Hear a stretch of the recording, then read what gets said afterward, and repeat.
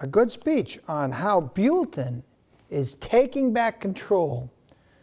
Enough people have signed, I believe 200 have signed the petitions to put it on the ballot so Buellton can adopt a new ordinance in spite of the Buellton city attorney and city manager and clerks not real happy, joyful to see this, but it'll give the voters in Buellton the chance to look at their oldest tax, read it on the next general ballot, and say, don't want no tax, get rid of that tax.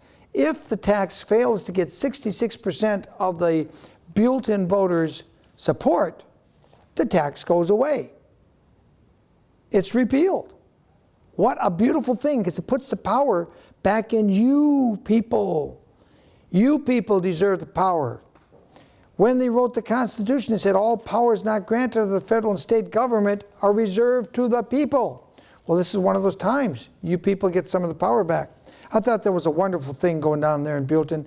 And I wish I could show you more of Bob Backus, but we got some of the people in the crowd on that tape. We can't go any farther. Now, I want to comment about the National Civic League that spoke several weeks ago on a Monday to the Santa Maria City Council. A man named Drew O'Connor spoke, and he sounded very normal and very calm, and everything is just wonderful and peachy keen. If the city will just take $100,000 or maybe $250,000 of your tax money and give it to a new organization called a regional level of Central Coast government. So on top of your city, your county, you would have this regional government empowered and represented by all the cities and the counties, and give them some real money, your money to start with. They would create a new level of government to abuse you. And then they would phase out. If you weren't listening carefully, you missed it. But their plan was to phase out your elected city and your elected county government and have this big regional government. Something wrong with this? I think so. I think there's a lot wrong with it. And I spoke up. In fact, I told him, this looks very much, on Tuesday I went down and spoke at the regular meeting, this looks very much like the Communist Central Committee, right out of the Communist Manifesto. Only they didn't use that word Central Committee. They used 150 so-called stakeholders. And who gets to be a stakeholder? They would be carefully selected, carefully chosen to run your life, do away with your elected cities and counties. The best part of all is Joan Leon spoke up and said it failed. They tried to do this in Delta, Colorado, and it didn't work. Now, Joan Leon, from my point of view and in my opinion, is about as far left-wing Democrat as you can get. You know, socialism, the more taxes, the better. The more government, the better. As long as you get to elect your dictators. And Joan said it didn't work in Colorado. I thought that was wonderful. Just really wonderful. Oh, the third thing, don't forget, the recall of Santa Maria City Council is because they usurped the city clerk's position and gave it to the appointed city manager, Tim Ness. That is wrong, wrong, wrong, wrong, people. Can't get much more wrong than that. Secondly, the fluoridation, they want to put industrial waste fluoride in your drinking water to help the poor children, supposedly. But the research shows that the Hispanic or any child that has a poor diet, whether you're poor or rich, it would hurt them physically more because they don't get good food. So this is a bad idea. Come laced with mercury and lead because they don't clean it up. It's not dental grade fluoride they're talking about. It's industrial waste fluoride. And lastly, I didn't mention, oh yes, John Sterling, our real chief of police in Santa Maria, one of the most popular we've ever seen. He led National Prayer Day, and you people in the churches ought to be up in arms. And here's a cue what some of you should be up in arms about. Thou shalt not covet thy neighbor's wife. Now, I'm not talking about Slick Willie here. I'm talking about something much more local. And we'll talk to Mr. Sanchez at a future time about that. But right now, I want to read a letter from Mr. Ross. Thank you, Mr. Ross. Mr. Ross writes, one dead U.S. soldier a day is about 365 men a year. It is a tragedy, but a drop in the bucket in comparison with another silent war. About 24,000 American men commit suicide every year, most while facing an unexpected divorce or just after the divorce. That's 66 American men dying every day while the media is silent. Well, not here on second thought, Mr. Ross. We're reading your letter. This is a crime of a well-planned legal assassination, a genocidal gender war against waged on men. These are real casualties, people. 24,000 men commit suicide either during or after their divorce, and usually because they don't get to see their children and all the problems that are compounded. There are many accomplices, Mr. Ross goes on. The ex-wives profiteering off their ex-marriages, activist judges giving them a wink, the attorneys and psychologists fueling the disagreement and insisting on the custody laws where the winner takes all, and the divorce industry at large, which we are allowed to be created, and last but not least, us, men. And the victims among us, blinded by the desire to procreate and manipulated by females into being good men, slaving away morning through night to bring home fat paychecks, we, men, failed to recognize the dangers and organize as a political force to thwart it. That from E. Ross, a PhD. I want to point out that we have 5.6 million Americans now in prison or serving time or on probation. That's more than the worst days of the Soviet Union. Proportion, we now have more people incarcerated for stupid laws than the Soviet Union did. I have no problem with putting carjackers, rapists, murderers in jail, drive-by shooters in jail. I have no problem with that. But we got millions of guys in jail or county jails simply for missing a child support payment. Ridiculous. Anyway, I got to keep moving on here. We want to get to the fluoride because lately Channel 22 has been running so-called good messages for your health, talking about fluoride tablets. Bad thing, people. Anybody that gives their children fluoride tablets really needs to read the research. It is bad. You're poisoning your children at a young age, in my opinion. Now, my big problem is not that. It's not even the trouble here with public access in Santa Maria. It's the mob reaction mentality. Our public schools haven't failed. They've succeeded. They've done just what they were intended to do. Dumb our children down, so when a bell rings, ding, ling, ling, ling, ling, they jump up and they run off and they start to do whatever they're supposed to do. So you get this Pavlov dog reaction. And they've dumbed our children down so they can't think. They don't do well in school. Do I sound like I'm blowing a whistle? Yes, I am. That's why they didn't want me elected to the city council, because I am a whistleblower. So the thing you can do, and the thing I want you to understand, is that the socialists from the 1880s to 1950s intended the schools to dumb your children down. The big banksters control both the Democrat and the Republican Party, and the only hope you have is to elect libertarians or Greens or natural law. Now I just want to call example. This is a cover story with John Anderson. If you close up in the camera one on this, John Anderson, this is from 1980. He was the guy that was supposed to be the independent Republican. And what happened to that? What happened to that, people? They put John Anderson up, was going to start a new third party to save us. He was the independent Republican. Well, he wasn't. As soon as the 1980 election was over, he was gone. We never heard from him again. He just gone. Now you have 435 congresspersons. 425 or so of them voted for the USA Patriot Act. They also voted 1910 to 1940 for the Federal Reserve System, which robs the working people. It robs you working people. Because now they don't have to reach into your pocket and pull the money out. They just turn on the printing presses. Give $1 billion here, a couple billion there to this dictator, that dictator. The Bechtel Corporation gets a no-bid contract. Halliburton gets a no. Oh, Halliburton, didn't they have something to do with Enron? Now they got a big contract. And when they give those $1 billion out with no bidding, and they give Pakistan dictator $1 billion to fly over and bomb people in Afghanistan, that money circulates around. And here's Omar. Here's Darcy. Here's your average working guy here working to try to make out $10 an hour, but that $10 loses its value. That's why homes in Buellton, new homes are selling for $500,000. Hello? $500,000 for a 1,400 square foot home? The house didn't go up in value. New car, $30,000. The car didn't go up in value. What has happened is your money has been reduced in value. So now you don't argue with your employer. He's paying you the $10. He even gives you $11. You know, he gives you another $1 increase. You get $11 an hour. But the federal government is the one robbing you. And I can't stress that enough. I'd like to talk to that a great deal.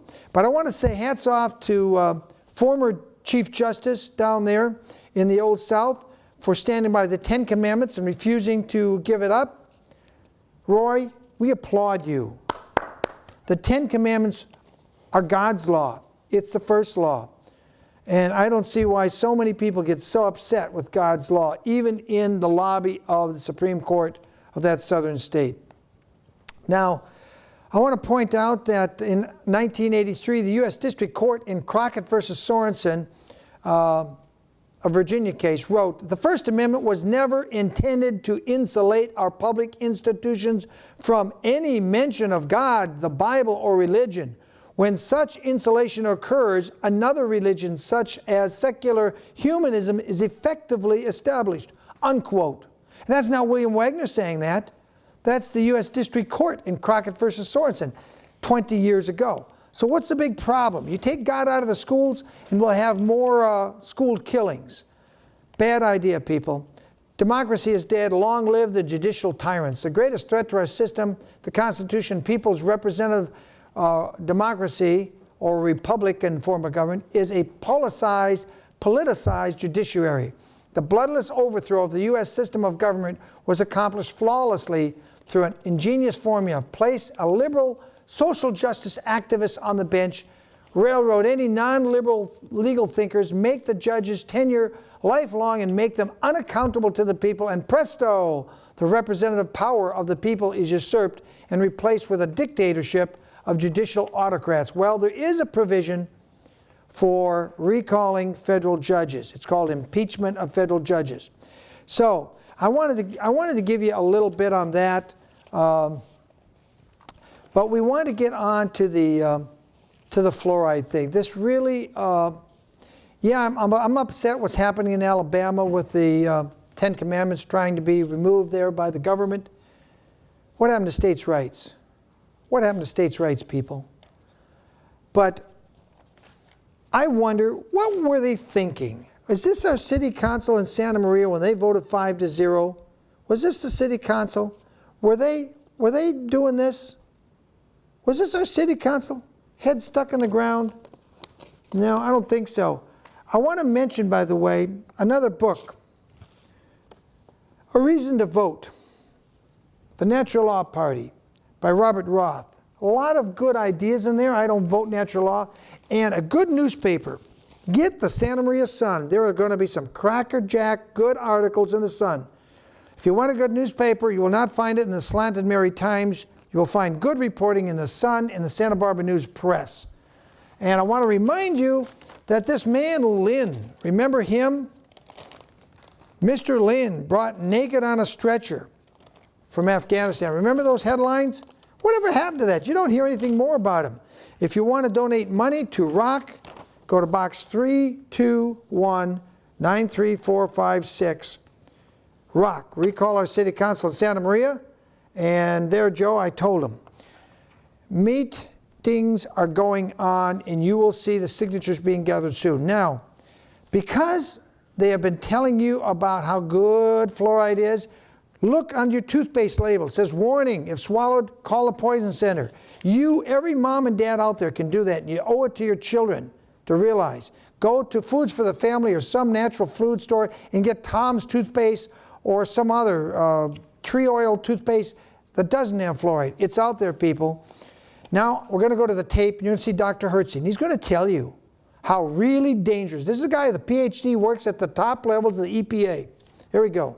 Thanks for being with us here on Second Thought.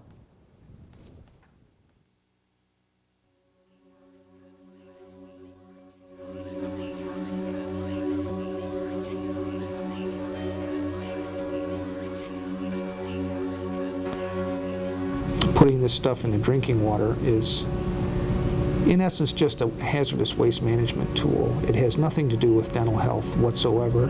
It has to do with defending the reputations of people who have been promoting fluoridation for years and years and years, and now find themselves way out on a limb and have nothing more to say except safe and effective, safe and effective, safe and effective, when in fact it's neither safe nor effective, but they can't change. They're riding a tiger and can't get off. Somewhere between 200 and 500,000 tons of scrubber liquor from the phosphate fertilizer industry is now being managed by putting it into your drinking water system. There's got to be a better way to do it, to manage that stuff. So this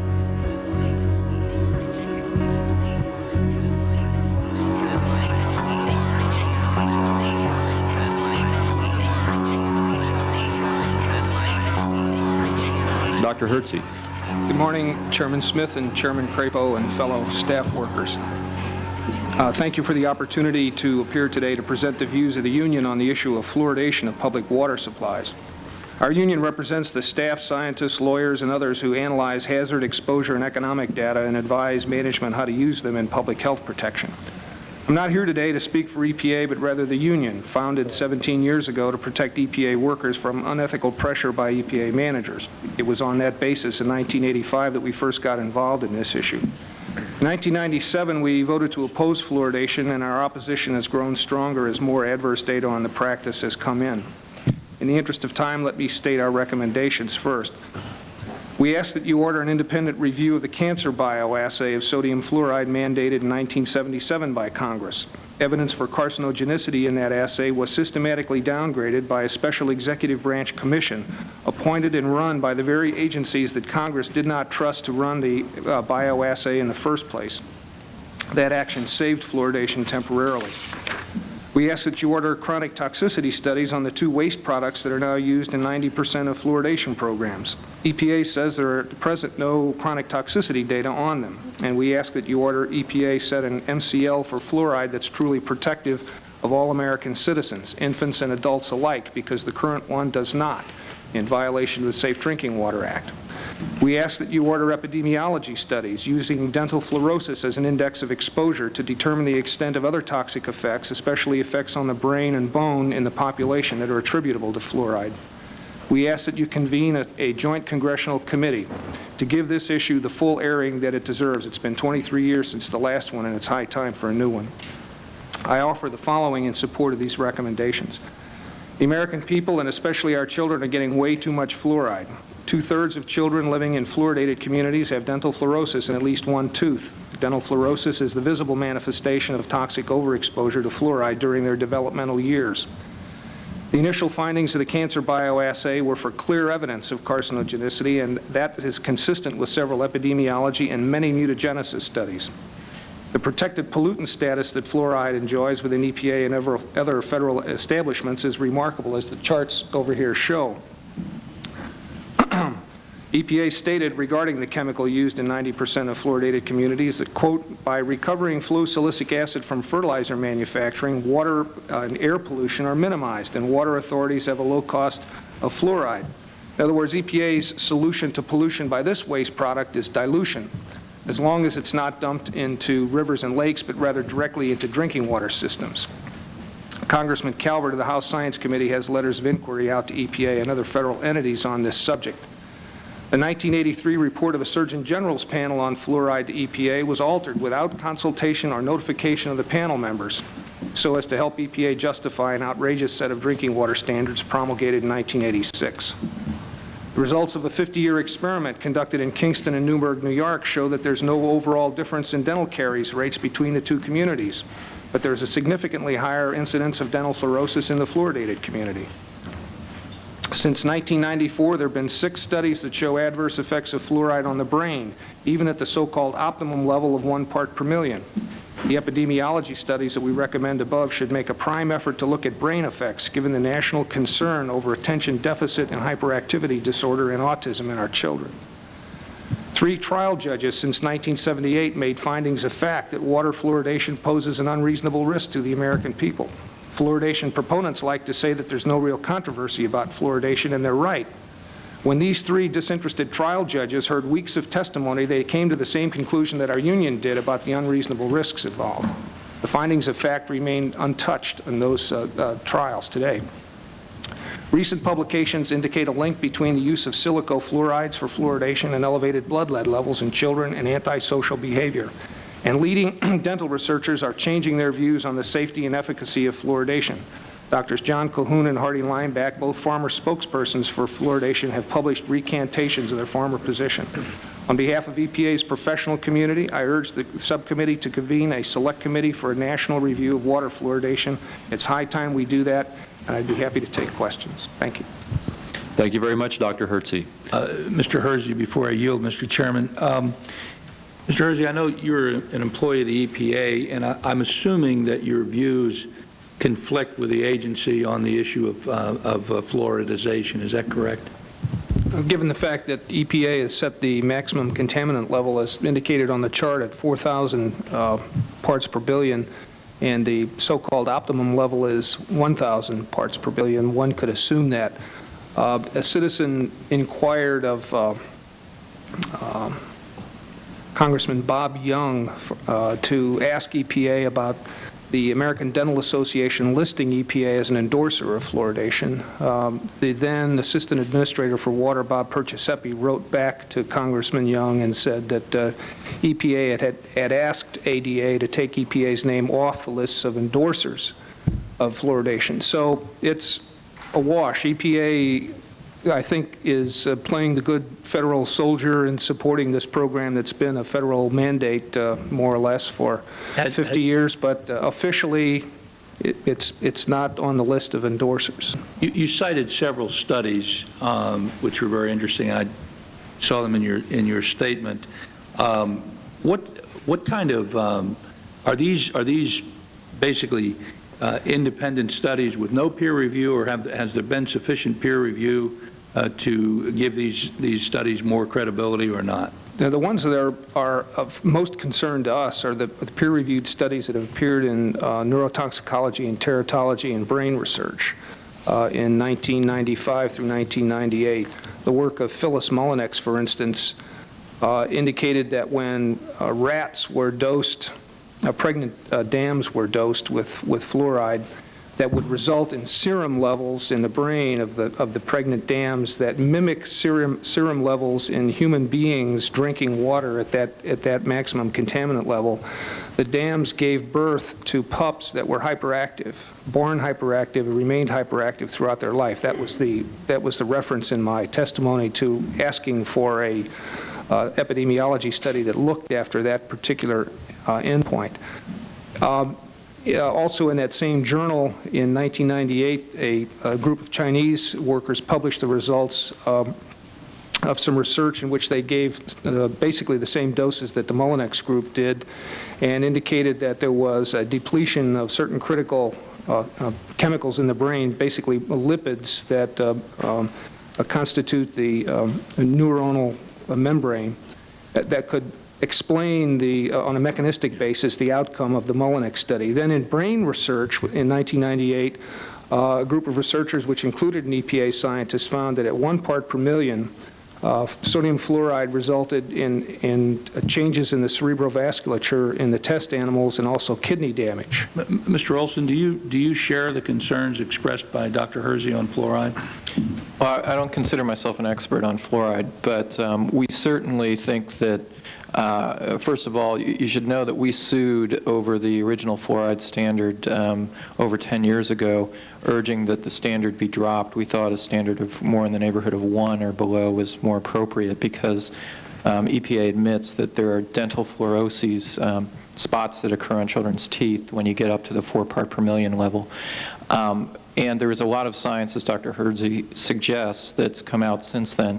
So I guess our view is that certainly there is definitely a need for a careful peer review of all these new data, and there are significant concerns that have been raised over the last 5 years from some of the studies. We don't have a position right now on what the standard should be, but we think that a careful peer review and an open process to look at that new science is definitely called for.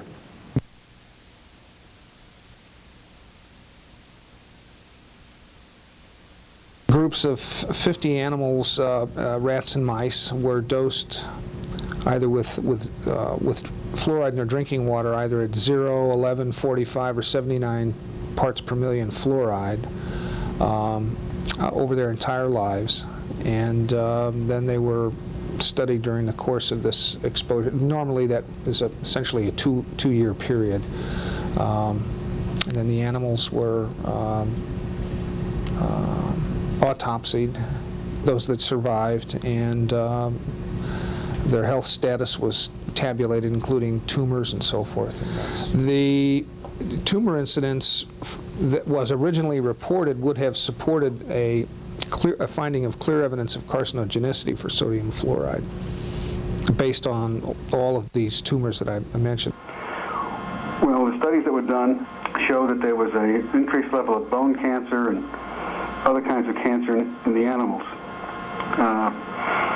And I got a hold of the contractor report and reviewed it very carefully. And not only was it reporting cancers in the animals, osteosarcomas, which bothered me a lot because I've been trying to produce osteosarcomas in animals for almost 20 years. And the only luck I ever had was with a experiment in dogs and monkeys. And the osteosarcomas took nearly the lifetime of the animals, and we were using radium, which specifically produces that in bones. And here we have a compound commonly available that did it in rats in 2 years or less. That was upsetting to begin with.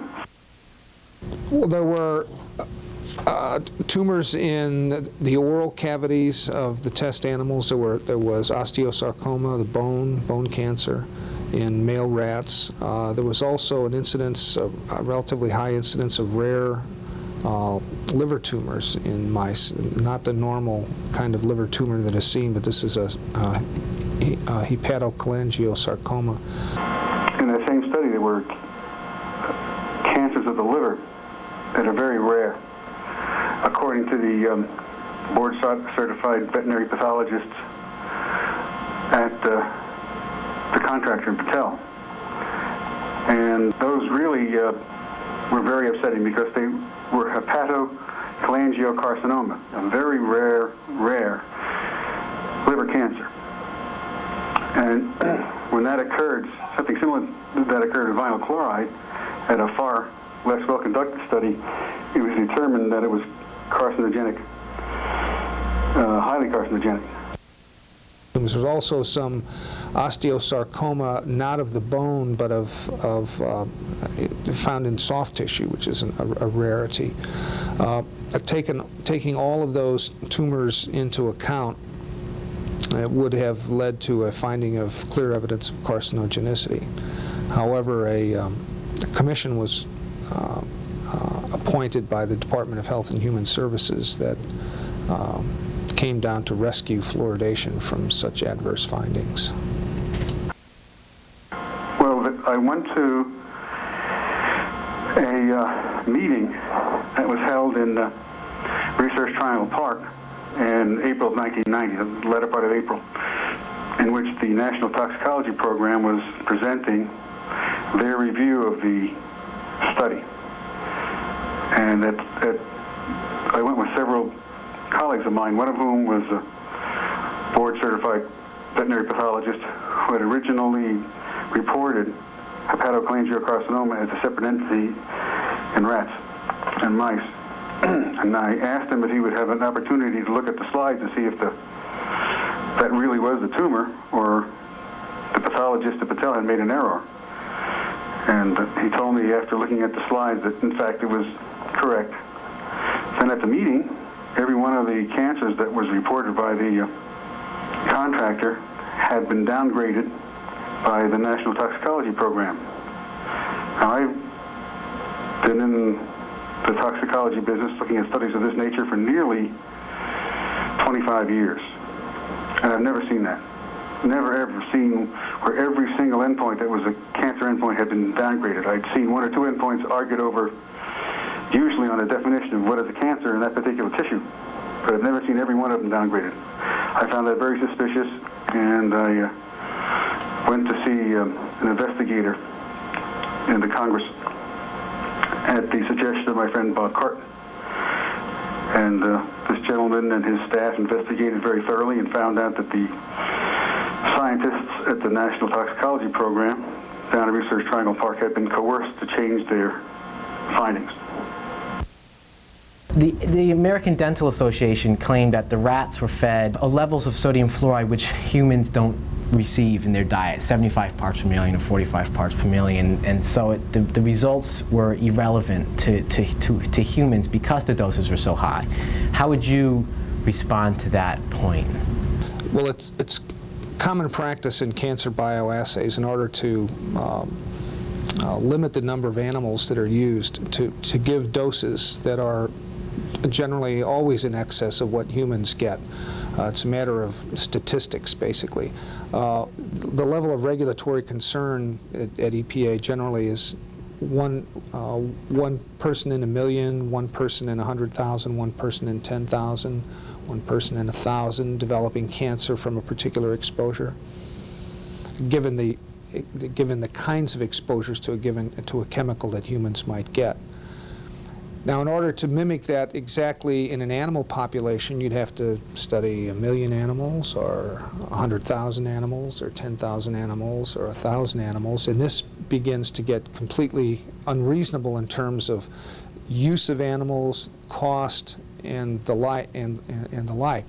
So what we do is rather to limit the number of animals, but increase the dose, so that one could plot from a 0 exposure in the control group to the maximum tolerated dose, and then plot the response based on these different doses. And one normally gets some sort of a dose-response curve if the material is carcinogenic. And that's what was seen in the case of sodium fluoride. The highest dose level, by the way, 79 parts per million.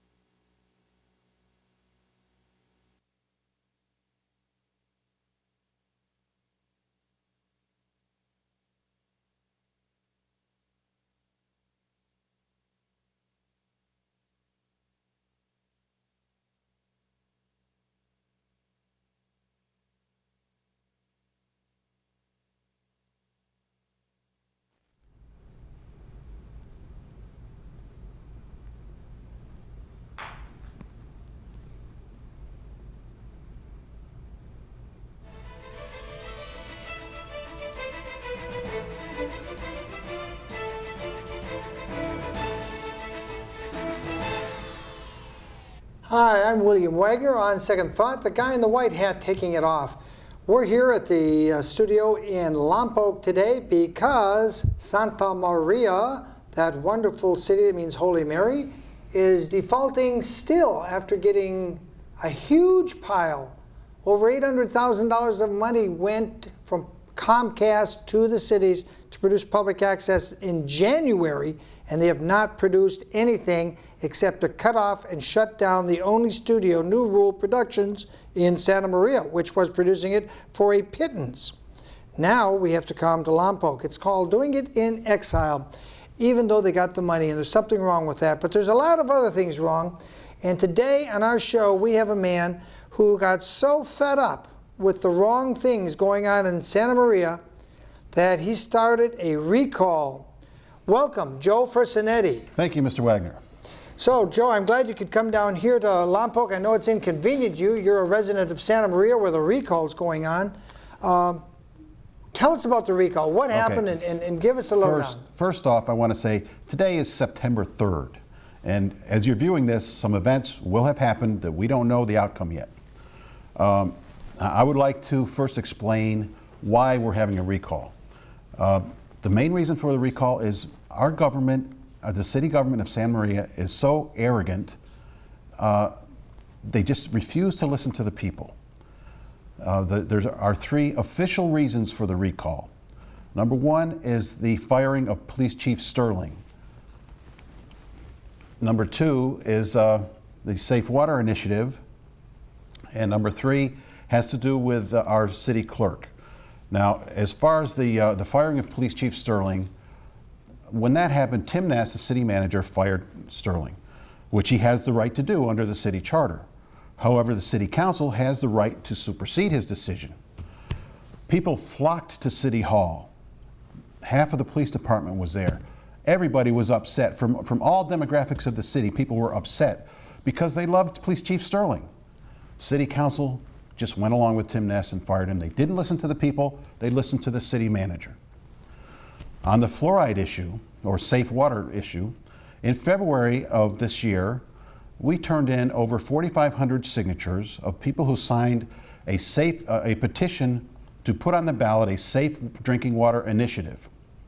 3 days after we turned in those signatures, the city council put out a request for bids to install the fluoridation equipment. Now, even though the Safe Drinking Water Initiative doesn't say a thing about fluoride, it would essentially ban fluoride, because what it does say, if you're going to put something in our drinking water to affect our health, it has to be approved by the FDA. Fluoride is not approved by the FDA. It also says it has to be tested for other toxins like lead, arsenic, or whatever, and that's not done. The city seems to believe, for some reason, that the state law is forcing them to put fluoride in our water. That's not exactly true. Santa Maria is a charter city, and as a charter city, it is not required to implement unfunded mandates. Now, I'm going to read a little paragraph from the charter. It says, this is a mandates limited paragraph. It's Article 5, Section 501. No person, whether elected or appointed, acting on behalf of the city, shall be required to perform any function which is mandated by any other level of government, unless and until funds sufficient for performance of such function are provided by said level of government. It doesn't say provided by a bunch of dentists. If the state wants us to put fluoride in the water, the state has to pay for it. Also, if the Safe Drinking Water Initiative passes, which I'm fairly confident it will, a law, from what I understand, I'm not a lawyer, but from what I understand, there's a preemptive law that says if a law is implemented by the vote of the people, it overpowers a law that the legislator puts on. So any way you look at it, they can't use that argument that the state is forcing them to do it. If the state tries to force them to do it, if it comes to a court case, it's going to be either the people of Santa Maria, assuming that the Safe Water Initiative passes, which I think it will, it'll be the people of Santa Maria against either the state of California or the people of Santa Maria against the city government and the state government. So far, it looks like the city government is siding with Sacramento instead of Sacramento. They're not representing the people of Santa Maria, they're representing the politicians in Sacramento. Joe, when will that be on the ballot for the people to vote on the Safe Water Initiative? That'll be on the November 2004 ballot. November 2004, right. And they're already hooking up the equipment now. They're not waiting for the people to vote. They put out the bid right after we turned in our signatures. It took almost a month to verify that we had enough signatures, and then about 2 weeks after that, they accepted a bid, and as we speak, they're building the equipment to put fluoride in our drinking water before we get a chance to vote on it. It's like, you people don't matter. We're just going to do what we want. We don't care what you say. The third issue has to do with our city clerk, and this whole system is kind of weird. The city clerk, we voted in March of 2000 to have an elected city clerk, not an appointed city clerk. We want our city clerk to be elected by the people. We elected Stephanie Swarner as our city clerk. Somehow, let me first explain how it works. The city clerk gets a salary of $75 a month. Then they give her a real job as records keeper that pays a reasonable salary. So the records keeper job, she's actually working for the city manager, not the people that elected her as city clerk. So what they did is they put her on administrative leave as the records keeper, and then they fired her from that job, which took away her salary except for the $75 a month as a city clerk. So of course she's just not going to stay around for $75 a month. She retired, and I believe she's working in another city now. Joe, wasn't Stephanie Swarner our elected city clerk? Yes, And she was. Wasn't she the hand-picked city clerk that this city council hand-picked to win that election?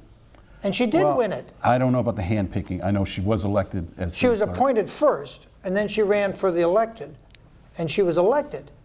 Isn't this odd that they're getting rid of the own chosen city clerk? What's even more odd, after Stephanie left, they had a choice. They could have had a special election and we would have elected another city clerk. Or legally, they could appoint someone else to fill out her term. And what did they do? They chose to appoint someone else to fill out their term. And who is that? Guess who they chose? The city manager. Now, it seems to me that the city clerk, especially if the people wanted an elected city clerk, it seems to me part of the job of the city clerk is to just kind of keep everybody honest. She's keeping track of the records. The city manager gives her these records. She makes sure that everything is the way it should be. Well, now that the city manager is wearing the same hat as the city clerk, there is no check and balance there. That is just plain wrong. It is wrong. That's very wrong. I'm glad you're on this, Joe. Well, these are just 3 examples of the arrogance of our city government. There's another one that just recently developed that it's not on our official reasons for the recall, but it's really disturbing to me. It has to do with Yellow Cab Company. From what I understand, talking to Tony Romero, he wanted to get more cabs on the street. He said that there's more demand than there is supply. So he went to the mayor and tried to work something out to get more cabs on the street. And what did they do? They pull his license. So instead of putting more cabs on the street, they take cabs off. So on one hand, you've got people crying for taxi cabs, they need a ride. On the other hand, you've got a company that has taxi cabs sitting there idle, wanting to get them to work. And the only thing in the way is the city government pulled his license, said you can't, your taxi cabs can't be on the street. Joe, this seems more like a communist city council. Are they all Communist Party members? Right? I don't know. I think they're Republicans. They claim to be Republicans, nonpartisan. but they're behaving more like communists than they are Republicans that I ever knew. You know, they refer to themselves as public servants. Well, that is not serving the public. That's the exact opposite of serving the public. I don't think Tony Romero thinks they're public servants. I think he's got a very different view. I don't think people waiting an hour and a half to try to get a ride somewhere are thinking they're public servants either. They're making people so mad that people want to recall them. It's not just me. A lot of people agree with me. Now, in this process, you served them in July 1 of the recall, and then what happened? Let me explain the recall process. The first step is you serve the officer that you want to recall with a notice of intent to recall. That starts the clock ticking. You have 7 days to give the actual get the rebuttal. The original. Well, get the rebuttal, but also the original. The original notice of intent that actually has signatures on them. We needed 20 proponents, 20 registered voters. And we had over 40 the first time. We had 42, I think. And we had another 100 people that wanted to sign. There was no room. There was no lack of people wanting to sign the notice of intent. We turned them in. We served them on July 1st, and then we had to, by July 7th, we had to turn in the originals with a proof of service to the elections official, which happens to be the city clerk. Which is now Tim Ness. Yes, but at the time we didn't know that. I thought that Pat Perez was the city clerk. Little did I know. Also, in that 7-day period, the officers that we asked to, that we want to recall, have to give us a rebuttal. Now, their rebuttal, we actually have to print in the actual petition that we're going to circulate to get signatures on. We need about 5,000 signatures on each one. The other thing we have to do is 17 days from the time that we start, we have to publish the notice of intent in an adjudicated newspaper of general circulation in the city of Santa Maria. There is one, the Santa Maria Times. Now, during this 17-day period, I went on vacation. And I turned everything over. Before I went on vacation, I went to the Santa Maria Times, and I said, what's it going to cost to do this? I got all the ins and outs. Could be 7-point font, $6.75 a column inch, could be 5 columns wide. And I went home and I actually typed it in the computer the way it would be with all of the signatures, everybody that signed it, because that has to be published too. And I printed it out and I measured it, and I used that to calculate how much it would cost. And I left the checkbook with Cynthia Schaff, and she had the notices. We had the petitions already. She went to the Santa Maria Times on July 15th, which was pretty much the last day for her to submit them to the Times to get them published in time. And the Times said, well, these aren't legal notices, they're political ads, and it's not going to cost, I had figured it out to be about $300. She said, it's not going to cost $300, it's going to cost more like $2,000. Plus, if it's not published as a legal notice, there could be a problem. Someone could contest it that it wasn't published properly, and we'd have to start all over again. Did you think that's what they wanted you to do? They wanted you to just go ahead and do the political ad price, and then when you got all the signatures, we had 11,000 signatures, they could say, wait a minute, you wasted your time because it wasn't a legal notice. Do you think they would I'm not a mind reader, but that wouldn't surprise me. It seems the kind of thing that this city council and their city manager would do, but I don't want to cast aspirations, but it sure looked that way, because I met Cynthia Schaff coming out of the Times building, and she said absolutely they refused. And it was very clear to me at that time that the Times was becoming a roadblock to doing a very simple thing. They're in the business of taking money, aren't they? To publish legal notices, they do that every day. One would think so. It was a strange. I was bewildered and betwixt. But go ahead. Okay, bring things up to date. Last night, September 2nd, I went to city council meeting and I gave each of the city council members a letter, not their official notice of intent to recall. This was a letter requesting or respectfully demanding that they all recuse themselves from being elections officials, having anything to do with this process. The reason is we added Tim Ness as city clerk to the recall, so we're recalling 6 people now. The city clerk is normally the elections officer.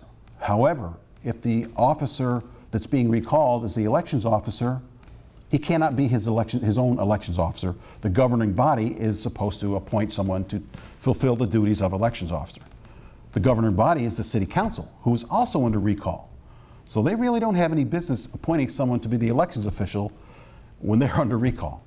So this letter is requesting or respectfully demanding that they recuse themselves and turn this over to the county registrar of voters, where the petitions are going to wind up being the signatures are going to wind up being counted and verified anyway. Makes sense to me, Joe. It now, absolutely makes sense to me. They have until Thursday, tomorrow, which by the time you see this will already be done. They have until noon Thursday, September 4th, to answer whether they're going to recuse themselves or not. If they don't, then we'll see if the courts will do it. I think the court will do it. I think if they don't recuse themselves, I think the court will have no other choice. It's pretty blatant. It's pretty obvious. The election code is clear. Tim Ness cannot sit on his own recall, nor can we appoint someone else. I have the city councils being recalled, appoint someone else who would also be under Tim Ness. So it has to be taken out of the city jurisdiction. And I think that's probably going to be a coup right there. I can't see the judge doing anything other than that. So where do you think we will be? Do you think we'll actually be gathering signatures, say, by September 20th? That would be cutting it kind of close. We also have the publication thing to deal with. And we have a lawyer now. It took us a while to get a lawyer. That's why it took so long from July till here to September. That's because we had to get a lawyer from outside of Santa Maria. Hey, we had to get one that was willing to work with us. It was interesting. There were no lawyers in the good old boy club of Santa Maria's lawyer guild who really wanted to sink their teeth into this for fear of irritating the wrong people. So we got a lawyer, or Joe got a lawyer, from outside the city of Santa Maria. Go ahead, Joe, finish up here. Well, our lawyer is looking at he's dealing with the Santa Maria Times lawyers because we need to publish this thing one way or another. Now, either the Santa Maria Times is going to publish our notice as a legal notice, or they're going to force us to pay their exorbitant fee and publish it as a political ad, and then we'll deal with that later. Or we may go to court and see if the judge will just let us, instead of publishing it, post it in 3 conspicuous places in the city. That's the alternative for a city that doesn't have an adjudicated newspaper. Like in Buellton, they don't have an adjudicated newspaper for the city of Buellton. There's a petition going on in Buellton now, and they had to post it in 3 conspicuous places. We may wind up doing that, or the lawyer might strike a deal with the Santa Maria Times and get us published. But we do have to, 2 things we have to do. We have to know who the elections official is to turn our things into. Can't be Tim Ness. And we have to be able to publish our notice of intent. So before we actually serve the notices of intent to recall and start the clock ticking, we need to have these 2 things figured out. And that's what we're working on. Well, very good. Joe Firsanetti, I want to thank you for being here on Second Thought. You're welcome. Being done here in the Lompoc Comcast studios, because we're basically, Public Access Santa Maria is basically in exile, because this same city council we're recalling sat on the money since January and did nothing to get a public access studio done in Santa Maria, which is really interesting. They're sitting on a pile of money, but they couldn't find an hour in the day to do anything. And it was really interesting to me, Joe, because I know most people don't understand that, but this public access is not paid for with your tax dollars. It's paid for, it's 2 to 5% of the subscriber fees you pay to Comcast Cable or Cox Cable or Adelphia Cable or wherever you are. There's 2 to 5% by federal law is designated to go specifically to run other people's opinions, like William Wagener here. I'm William Wagener.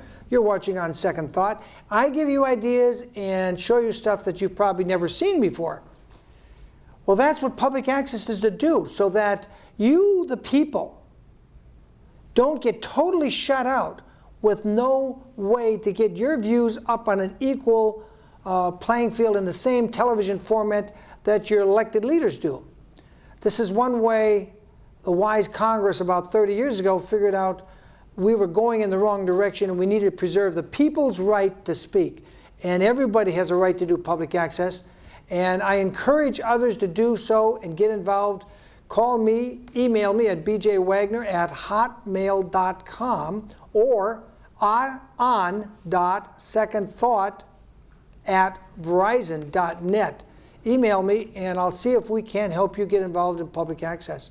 Joe, thank you again for being with us. You're welcome. Now, one of those issues Joe was talking about was fluoridation. And we're going to go to a tape now, and you're going to see Cynthia Schaaf, the very nurse that turned in the stuff for the Santa Maria Times to publish as a legal notice that she did not have done. I mean, that she had done right, and Joe had left her with a checkbook. Money was not the issue. The issue was it had to be published with the legal notices. That same Cynthia Schaaf is on the tape you're going to see. She's a retired nurse, and she's explaining to the Oceano board of directors there that run the community of Oceano. She's explaining to them exactly and precisely why you don't want to put industrial waste fluoride in your water. So we'll go to that tape now, and I, William Wagener, will be back here in about 15 minutes. I'm Cindy Schaaf. I'm a registered nurse. I live in Santa Maria now, and I'm retired. And I just wanted to tell you a little bit about fluoride because I've known for a long time it's a bad thing. There's a wide variety of substances containing the element fluoride, and it's slightly less toxic than arsenic and more than lead. It is the most chemically active of all Earth's elements, and it loves to combine and recombine and look for stronger and often more toxic combination. It leaches metals like lead, copper, and aluminum, and is highly corrosive, making it costly to dispose of. That's the money thing is why the industries want to sell it to the public. And I want to tell you why it's not effective. for what they claim it's effective for. There's no chronic toxicity data on the predominant chemical that they want to put in our water. The cover story, I just wanted to tell you first, the cover story of the Journal of the American Dental Association, July 2000, reminds every dentist in our country that drinking fluoridated water does nothing to prevent tooth decay. And that's their cover story. And that's why they're pushing it. They're saying we need it to prevent tooth decay. It does nothing. And you can find this all over everywhere. Also, there is no need to add the chemical to our water that's never been approved by the FDA and never will because it's completely ineffective when ingested. However, it will effectively raise our water bills because after the first year we have to pay. The U.S. surveys show there's no difference in communities that fluoridate and the ones that don't fluoridate. The difference is the dentists use sodium fluoride to paint it on the teeth, and then you spit it out, and it makes the tooths hard and brittle. And that's good and bad because it protects the teeth, but it makes them easier to break. And the hydrofluorosilicic acid that they're wanting to put in our water is an industrial waste from a fertilizer industry in Florida, where it's killed all the plants and animals for half a mile around it. It's contaminated with 50 to 60% heavy metals, lead, mercury, arsenic, aluminum, radiation, waste sludge chemicals. And the FDA has mandated labels on toothpaste to keep out of the reach of children and called poison control. It's in medications, it's from industry, airborne, it's killed hundreds over the years. They've had death fogs that have killed whole communities.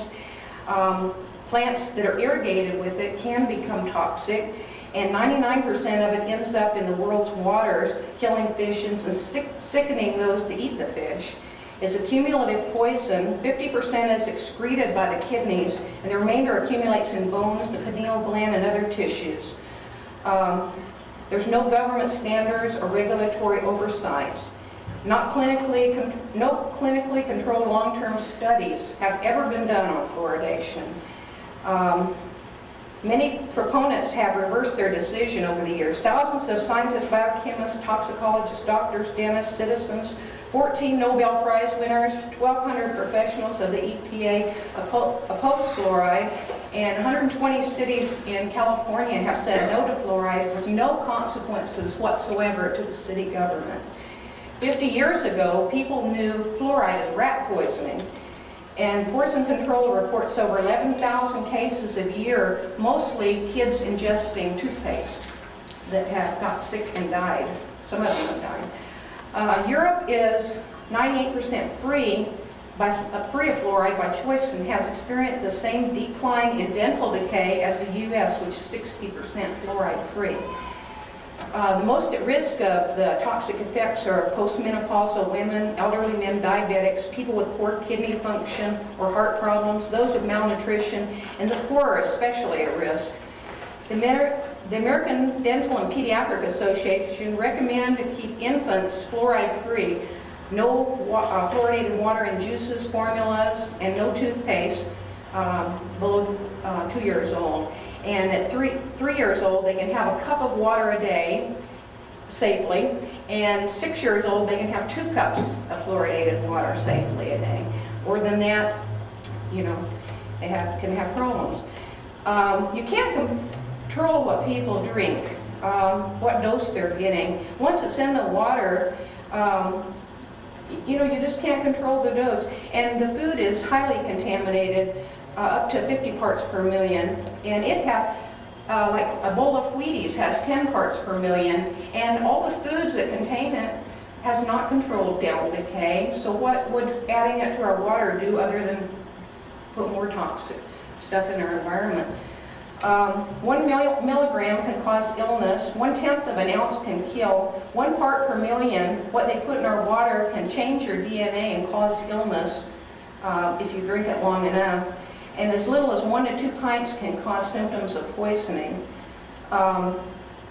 Fluoride leaches lead and can cause learning disabilities, all kinds of behavior problems in children, and it leaches aluminum, causing association with Alzheimer's disease in the elderly.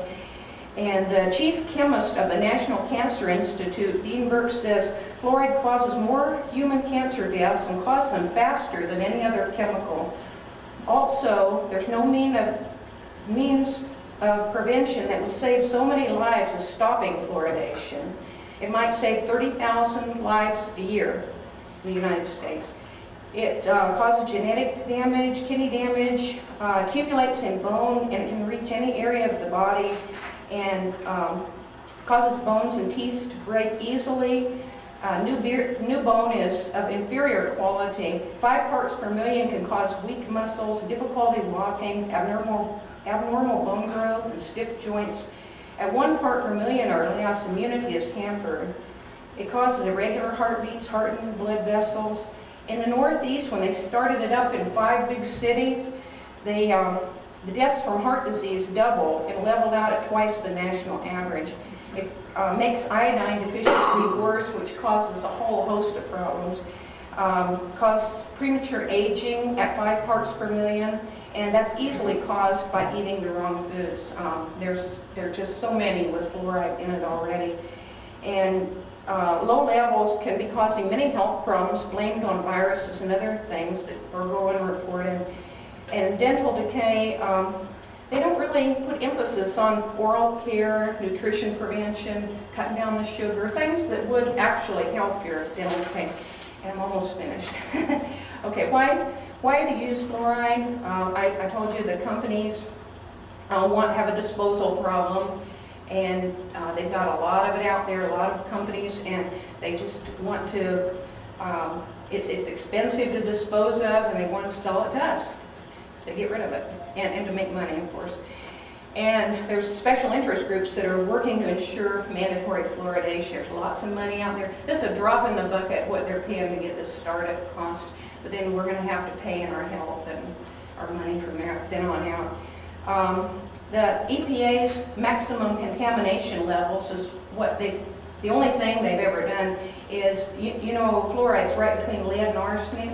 Well, lead, the maximum level is 10 and arsenic is 50, but fluoride, they put it at 4,000. Now something's vastly wrong with those figures, and because they've never tested it. Also, if you go to the internet, which I learned a great deal from that, there's many bad effects of fluoride. I mean, just too numerous to mention, and I've never found one good effect on it, and nothing in nature needs it. And do we really need the additional burden of the toxin in our environment and in our bodies? And I think that was it. I guess. Thank you very much for your presentation. Any other? Wow. Well, Megan, that was retired nurse Cynthia Schaaf from Santa Maria speaking at the Oceano Board of Directors, who voted wisely 4-0, thanks to the one libertarian on that board that got Cynthia Schaaf down there, voted 4-0 to not fluoridate. But there's 4 other cities that are still undecided yet on this issue.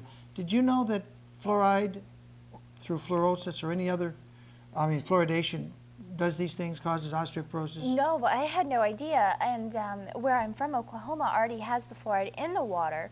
So I have been exposed to this, and it's kind of scary after hearing all the things that she was saying. And it's like, am I going to turn out like that? Am I going to have liver disease and all those horrible things? And it's just... A very specific kind of liver disease.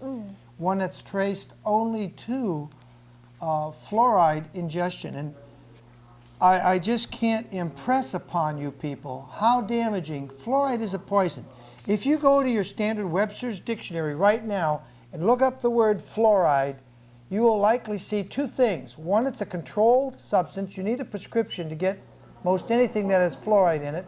Second thing you will likely see is you will see that it's labeled a poison. A poison. And they want to put this in your water. Now, I want to ask you something, all you good thinking people out there, regardless of whether you're a Democrat a Republican, Libertarian, whatever.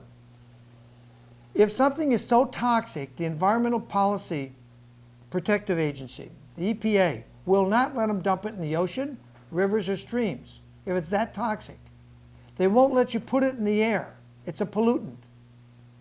But they'll let them take it out of the scrubbers from smokestacks, recover it from fertilizer factories, and put it right into your drinking water. Does that make sense to you? Now, you don't have to be a scientist. Does that make sense to you? It makes perfect sense. Of course not. They want to put a poison that they won't let them put it in the rivers and streams. They want to put it, they won't let them put it in the air, but they'll let them put it directly in your drinking water if they dilute it down. Now, Dr. John Y. established more than 15 years ago, there is no safe level of fluoride in the human body. There is no safe level. So any amount they add is going to do some damage. What bothers me the most is the genetic damage that is done in fluoride. But, you know, Oceano kicked this around, and then they took a vote. I want to show you the vote at Oceano. Here we go. Oh, one other thing. There is one other consideration that I believe there's a lawsuit going on right now over, and that is that putting fluoridation in water is technically medicating without a license. And so there is, on that end, still a possibility of legal action coming against the cities in the future that do fluoridate. We don't need a roll call on this, do we? I mentioned. All those in favor of Rick's motion to say no thank you? All those in favor? Strongly say no thank you. Aye. Aye. Aye. Aye. Thank you. And what the committee we need to do is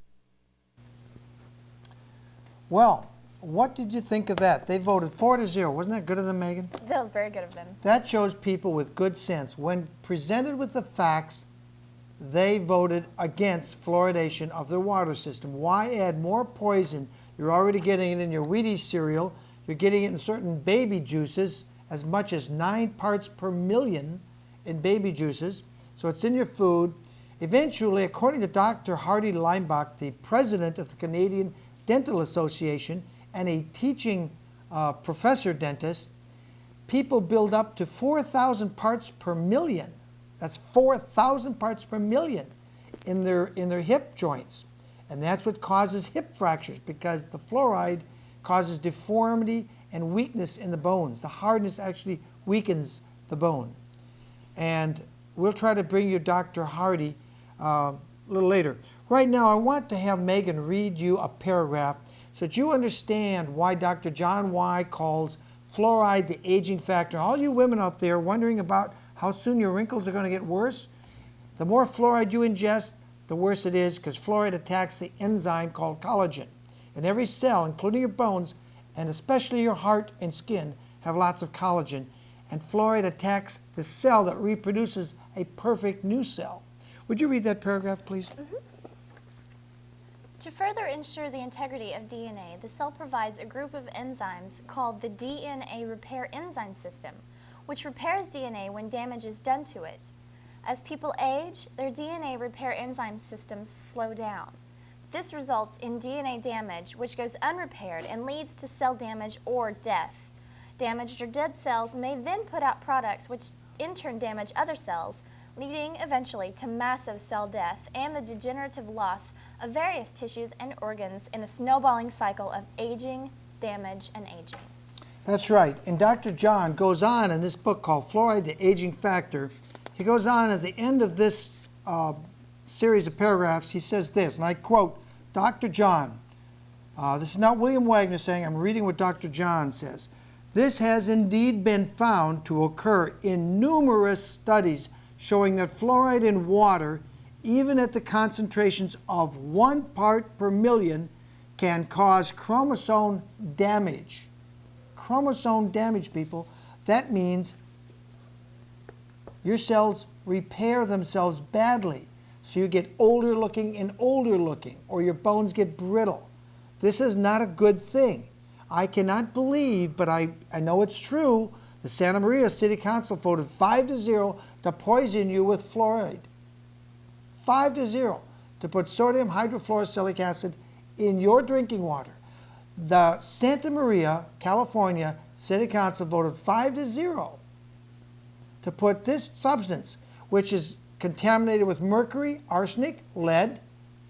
It's not the dental pharmaceutical grade that the dentist brushes on your teeth when he does a fluoride treatment. This is industrial waste. And they voted 5-0 to put it in your drinking water. And I just have to scratch my head and say, why wouldn't they read the mounds of information? Why wouldn't they listen to Cindy Schaft? Why didn't they listen to the experts that came to the city council? Well, there we are. Here we're back in Lompoc. A little bit of deja vu there with Megan. Thank you, Megan, for reading that. Megan is a joy and a beautiful young lady. And I need to tell you something about rock.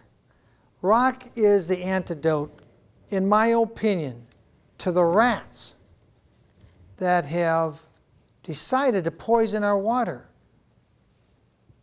I don't think we should let these rats get away with it. I think we need to bonk them on the head and recall them. Recall is the way you grab the rat and you take him out of the picture and get rid of the rat. Rock will do that. So I urge you to, those of you that live in Santa Maria, to contact Rock at P.O. Box 321, Santa Maria, California 93456. Joe's still accepting checks. They got money, they got more money coming in, but we estimate it's going to be a $50,000 deal to get rid of and clean up the bad stuff in Santa Maria. Now, I really am unhappy about some of the things that are happening. I can't fix everything. You people have the power. I don't have the power. You have the power. It's in your vote. I'm very concerned that your vote may be worthless after this October recall election. And here's the reason. It's a letter. It's a letter from Julie Carr Smith. I'm going to read the letter. Please tell me this is a bad joke. I hope this is a bad joke.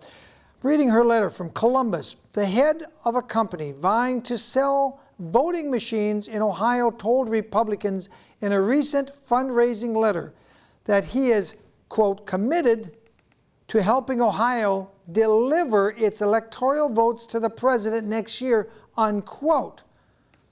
The August 14th letter from Walden Odell, Chief Executive Officer, Chief Executive of Diebold, Inc., who has become active in the re-election efforts of President Bush, prompted Democrats this week to question the propriety of allowing Odell's company to calculate votes in the 2004 presidential election. Odell attended a strategy powwow with the wealthy Bush benefactors, known as Rangers and Pioneers, at the president's Crawford, Texas ranch earlier this month. The next week, he penned invitations to a $1,000 a plate fundraiser to benefit the Ohio Republican Party's federal campaign fund, partially benefiting Bush at his mansion in the Columbus suburb of Arlington. And that's all I have time to read, that letter from Julie Carr. That was also published in the Plain Dealer Bureau. Now, an American, that just, I should go on to Bill Federer, but that just really upsets me. Doesn't it upset you? I know there's one libertarian named Susan Marie Weber out in Riverside County. She's actually suing Bill Jones, the Secretary of in charge, and her county elections people to stop the touchscreen voting machines which Diebold puts out. But I want you to think about that, because if one person can program those computers, any programmer can tell you it may test perfect and then throw votes where they're not supposed to go, just by touching a screen. You're going to see this in the 2004 elections. Now, going to An American Minute with Bill Federer, August 30th. He was once one of America's greatest generals. During the Revolution, he captured Fort Ticonderoga with Ethan Allen and defeated the British at Saratoga. But it was on this date, August 30th, 1780, that General Benedict Arnold conspired with General Clinton of Britain to surrender West Point for 20,000 pounds. When discovered, George Washington wrote, quote, "Treason of the blackest dye was yesterday discovered. General Arnold, who commanded at West Point, was about to give the American cause a deadly wound, if not fatal stab. Its discovery affords the most convincing proof that liberties of America are the object of divine protection." People, we have Benedict Arnolds at all levels of government today, ready to sell out our Constitution and your civil rights for a paycheck, ready to take industrial waste fluoride and put it directly in your drinking water. And you, if you've been watching steadily here, you just saw a retired nurse, Cynthia Schaff, explain in detail why fluoridation is a horrendously bad idea. I don't care what your dentist says. You just heard it from a retired nurse. Now, moving on, here's a letter I got. Here's a mom who had a party, had a lot of her kids' friends over, and the CPS comes after her. This is unbelievable. You know, and the reason I'm reading this particular letter, that I get lots of letters at my website, which is on.secondthought@verizon.net. But this one really took me. This is from Sharon Lee Shields. The danger of being around children. She's writing to Tamila. Dear Tamila, I'm sorry to inform you, but for now, that's the best we can expect from what's currently called the social services, a country of people who've been adversely affected by the government in one way or another, where it's cost them their lives, their families, and in most cases, all their money they have now or ever will hope to make. Kind of like marriage, when they say, speak now or forever hold your peace, only with the so-called current social system socialism has to offer translates to shut up and forget your peace, because the system has loaded and locked you into a never-ending emotional and financial head game where you'll actually pay us to ruin your family, and there's absolutely nothing you can say or do that has any bearing on what we're about to do to your life, liberty, and family, and happiness forever. Plainly, without denial, there isn't a shred of human remorse, not a shred of human remorse from the leadership, commissioned, elected, or appointed. The government in Alaska, who are the business of fostering and adopting our children and grandchildren and sending them all over the world, is big business. To put it clearly and quite frankly, there are state and federal funds to foster and adopt, but the funds are cut off if the children or grandchildren in so-called need of aid go to grandma or grandpa. Again, there is a conscious and now overt effort backed by huge financial rewards to divide and conquer our best family coherencies. First, the family and then our country. Nikolai Lenin said it best. Destroy the family and society will collapse. Who's Nikolai Lenin? Is he not the first leader of the communist Soviet Union way back in the turn of the last century? Aren't we just about there, or has that time passed? Blessings. Signed, Sharon Lee Shields. That was in response to her letter. Now, Tamara had written, I have done in my home daycare for 18 years, and this is what Tamila had written. I've never been accused of anything. Clean record. I have 4 children of my own and been married 20 years. I'm 39 years old. My husband is an Eagle Scout, and as is 2 of my older sons, and the younger one is almost there. I volunteer a lot of my time in Boy Scouts because I have 3 boys. We attend church at least twice a week. I'm licensed to operate daycare. I'm also an EMT and teach first aid, CPR. I volunteer my time to be an EMT and to teach others about first aid and CPR. We had just put in adoption papers, and we're going to take foster parenting classes in October. But of course, all that is now stopped. On New Year's Eve, my husband and I cared for 9 children. It was just a New Year's Eve sleepover. Sounds innocent enough, but one of the children accused me of grabbing him and causing bruising to his upper arms. It never happened. Nor did I have this child in my care before. 2 days later, Child Protective Services called me and told me I had injured a child. I told her no one was injured here and that I thought she had made a mistake. She said, no, this child was injured by me. So we went to talk to her. We were there less than 5 minutes when she said she was going to substantiate it. Without even talking to any of the other children or adults that were present, 2 days later, a detective called on me and we had to retain a lawyer.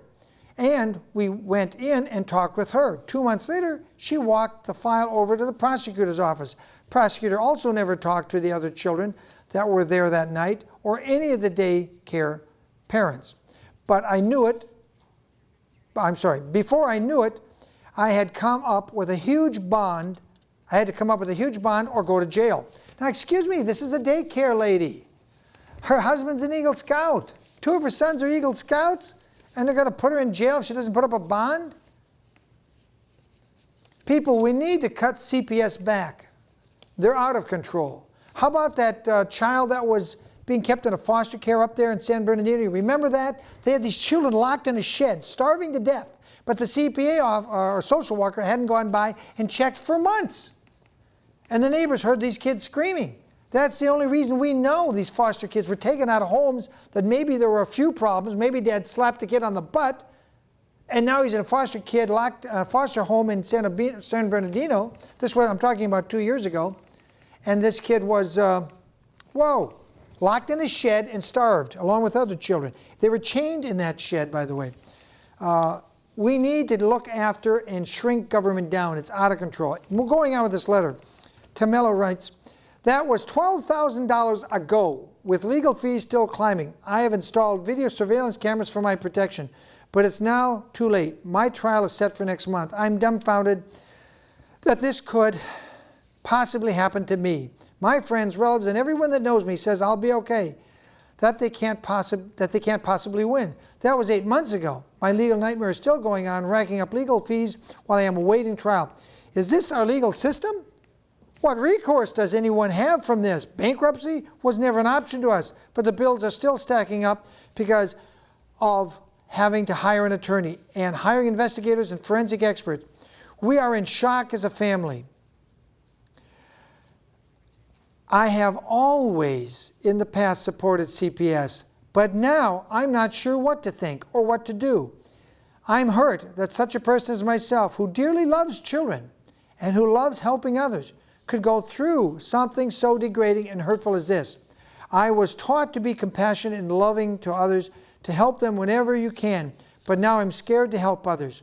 Look what I'm going through now just for trying to help others. This has affected my entire family, our lives, and the sad thing is, my nightmare is not over yet. I'm not sure if there are others out there going through such a situation like mine, but my heart goes out to them. Thank you, Tamila.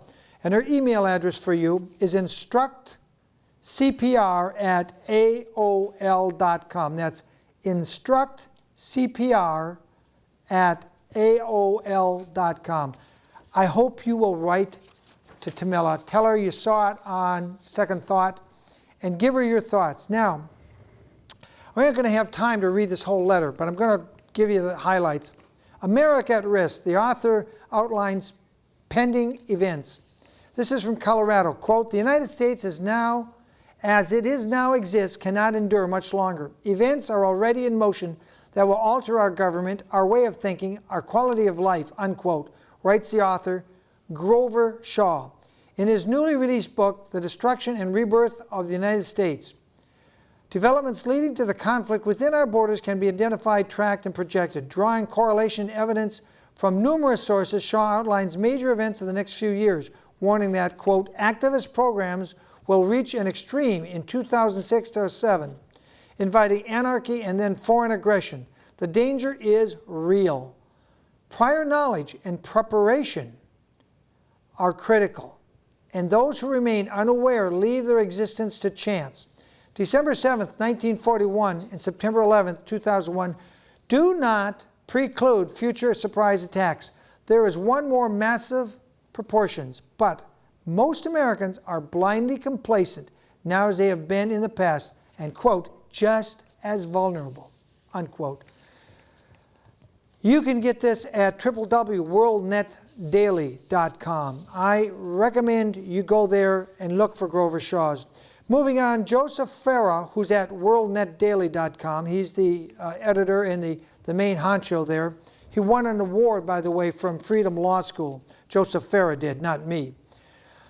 He writes, the September issue of WorldNet Daily's acclaimed monthly whistleblower magazine is a powerful insight look at the institution of marriage and the rapidly expanding movement to radically redefine, and many say destroy it. This wonderful issue of Whistleblower is both a celebration of real marriage and a devastating expose of what's wrong with the same-sex marriage, unquote, said WorldNet Daily and Whistleblower editor Joseph Farah. Indeed, titled, quote, The End of Marriage, unquote. The September edition takes an unusually fresh and penetrating look at the divine institution, going well beyond the usual arguments in defense of marriage and the opposition to same-sex unions. By the way, didn't we just see a Superior Court judge in Santa Barbara named Diane Hall get convicted of criminal charges for a same-sex relationship? Is that the right word, relationship? That blew up.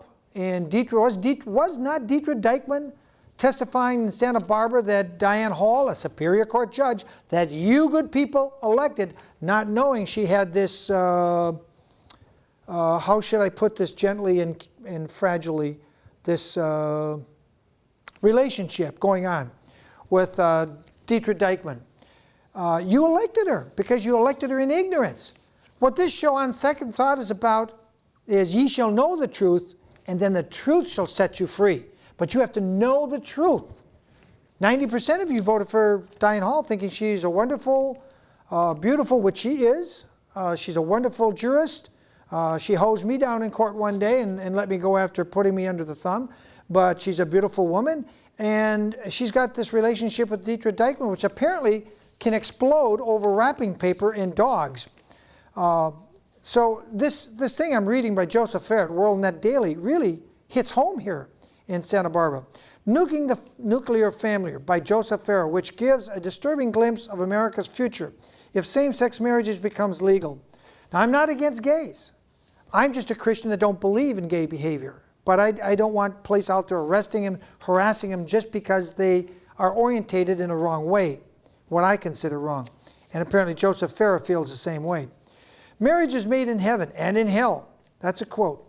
I thought provoking exploration of the mystery of man and woman becoming one flesh by David Kupulian. The End of Marriage by Alan Sears and Craig Olsten. A comprehensive and definitive look at the gay union juggernaut and the radical agenda behind it. Talking Points on Marriage by Robert Knight. Distilling the powerful reasons marriage shouldn't encompass any arrangements other than one man marrying one woman. In their own words, homosexual activists' own statement about redefining marriage and family reveal more clearly than anyone else could what's at the root of the effort to redefine marriage. Quote, homosexual relationships average 1.5 years, unquote, about a European study revealing that even committed same-sex unions tend to be short-lived. People, you need a long-lived relationship that go 10, 20, 30 years to raise children. Trust me, I'm more than 25 years down that road with the same wife, and it would be bad on our children if it didn't work out for us. Anyway, I don't have time to read all of that. I have to say goodbye to you now, but remember there are rats out there. Just who is the rat? Who's the rat? You know, there are rats out there. But recall our city council with Joe Fersanetti is one antidote. This is William Wagener. We're going to go to the tape of, no time for the tape. Okay, sorry, we're out of time, people. This is William Wagener on Second Thought saying, I hope you catch a rerun of the Lompoc debate for California governor here on Channel 22. Thanks for being with us.